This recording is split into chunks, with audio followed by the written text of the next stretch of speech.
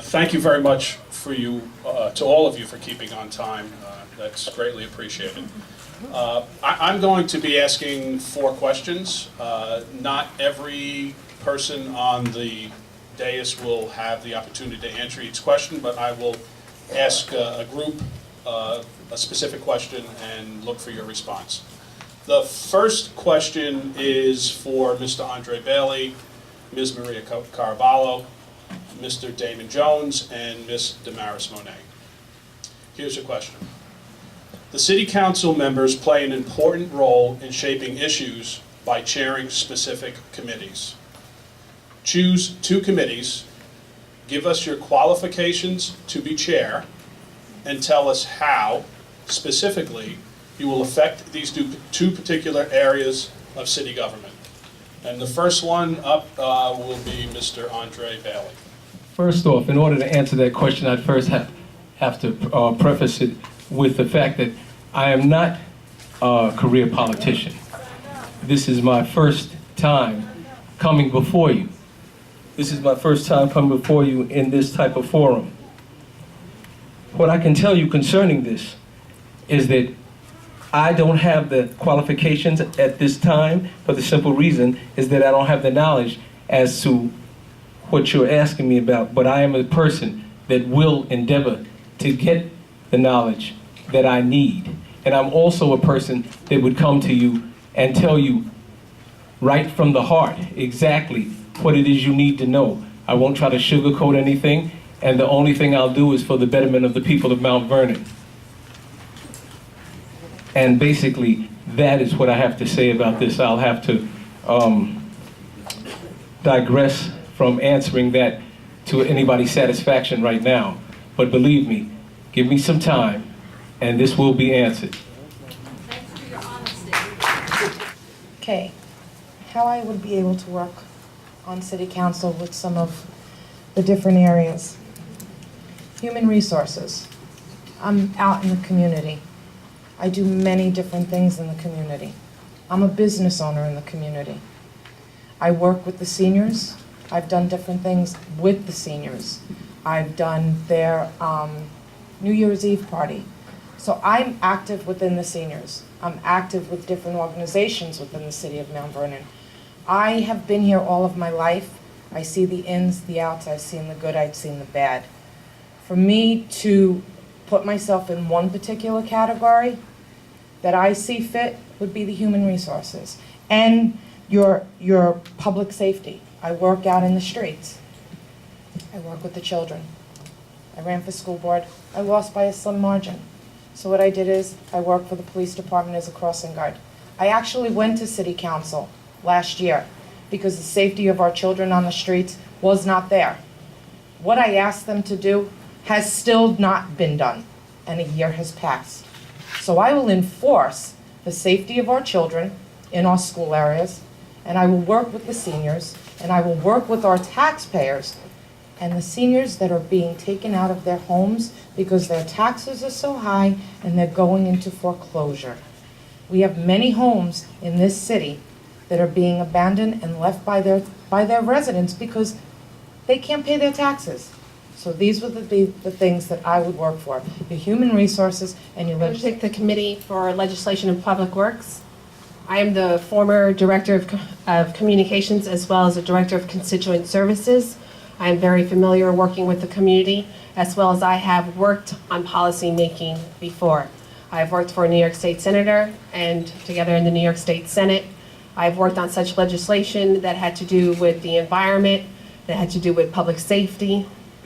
And that's where I would like to continue, which is why I'm here today, because I do have the experience in policy making and I understand what the job entails. I can no longer comfortably sit by while knowing that I had these skills and sat on my porch and enjoyed my company, my family's company, and my neighbors. The reason why I would be part of legislation, because living on the South Side, I'm tired of watching our teenagers and our youth waiting to go to Valhalla.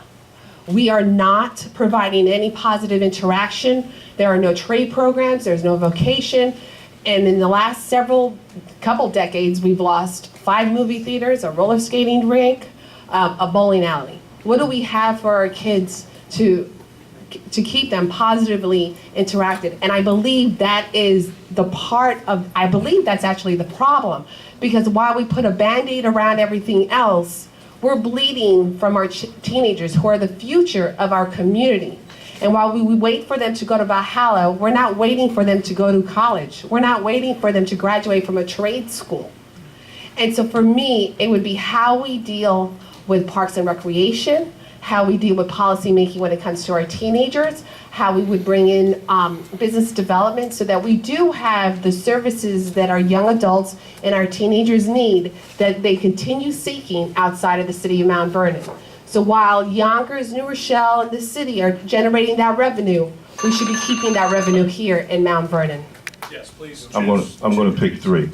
Legislation and Public Works.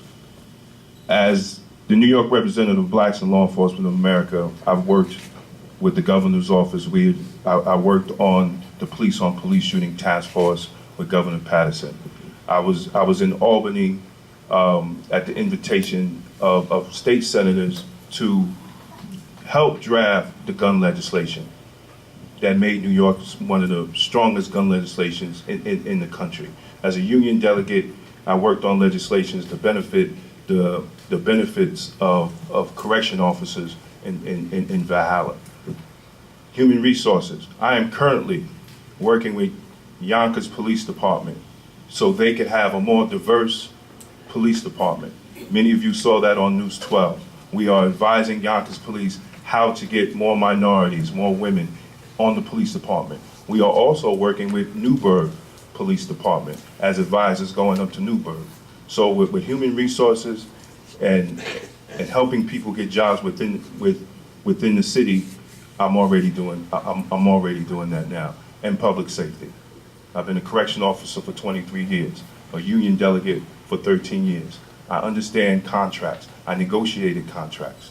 So these committees, I'm well within my means to operate at a high, effective level for the benefit of the people of Mount Vernon. Puzo, Yana Edwards, and Marcus Griffith.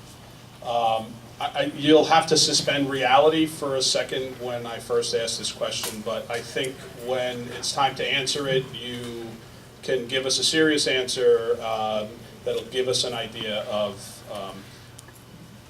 what your thought pattern might be on this situation. Here it is. The city finds there is a large fiscal year-end surplus. There lies the suspension of reality. Projected sales tax receipts are growing. These things combined with other positive influxes of revenue add $5 million to next year's income. How would you best utilize these funds? In what areas of the city would you utilize these funds, or on both sides of the ledger? And first up is I guess we went through one, so it would be Rebecca. $5 million. Well, I give everybody raises. No, I'm only kidding. No, I certainly wouldn't do that. I certainly, oh, I'm sorry. We have to utilize these funds, first of all, for our infrastructure. We have a failing infrastructure. We have an old infrastructure. We have to utilize these funds to continue to improve the quality of life issues for everyone in the city. That would mean $5 million would replace all of our streets. $5 million would then replace all of the lighting in the city. $5 million would fix all of the sidewalks. $5 million would go a long way that we would have a lit, safe city where people would want to come to.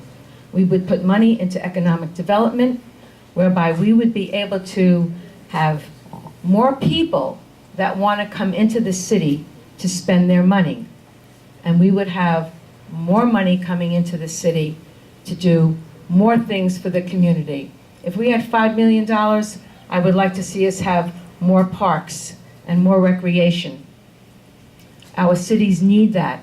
Our young people need that. We have to do more for our young people, and with $5 million, we certainly could afford to put more parks into this city that would improve the quality of life for everyone?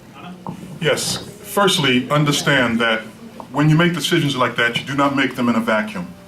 That's why you have 5 members of a city council, you have a controller, you have a mayor, and you have department heads. You would sit down succinctly, understanding the needs of the city of Mount Vernon, and place them in a category of need. You don't just take $5 million and just spread it out. $5 million is not a lot of money for a city as big as the city of Mount Vernon. But if you understand that being a city council person means that you are a team. You're a team effort, and you have to collaborate your thoughts and your understanding in order to go forward. I concur with my city council member who sits on the city council with me now, all of the things that she's mentioned except for the raise, which she was just joking, all right? I will not give anybody any raises, all right? But I would, again, succinctly look at those things that are necessary. Crime, the inadequate housing, anything that we can do to put in those categories to help it grow, then we would. But again, it's not that easy to try to spend $5 million and just say to one council member, I am one of 5. I would sit down with my colleagues and we would make a list of the things that are most important to us. And then when it comes time for us to narrow that list down, hopefully it came down to not as many things as we possibly could to make that $5 million work for us. But again, $5 million, citizens, is really not a lot of money. But we will spend it wisely, that's for sure. Thank you.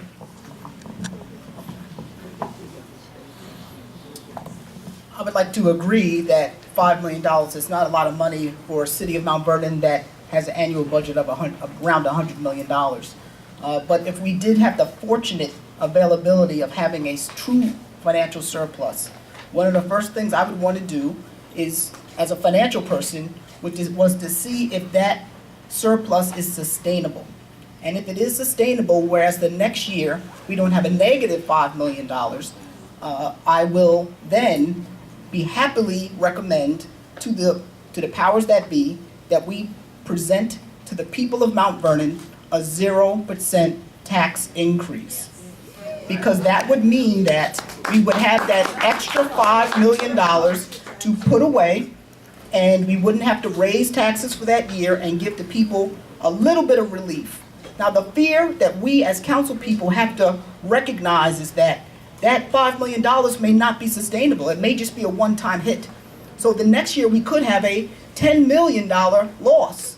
So as council people, we know that if we are at a 1% tax increase, it's the best thing for the city of Mount Vernon to have a 2% tax increase, because we want to put that money away for a rainy day. And that's what we all do in our own homes. You save money and you hope that nothing comes up, but when it does come up, you want to have that cushion to be able to spend it back when you don't have it as much. That's what I would do with an extra $5 million. Thank you.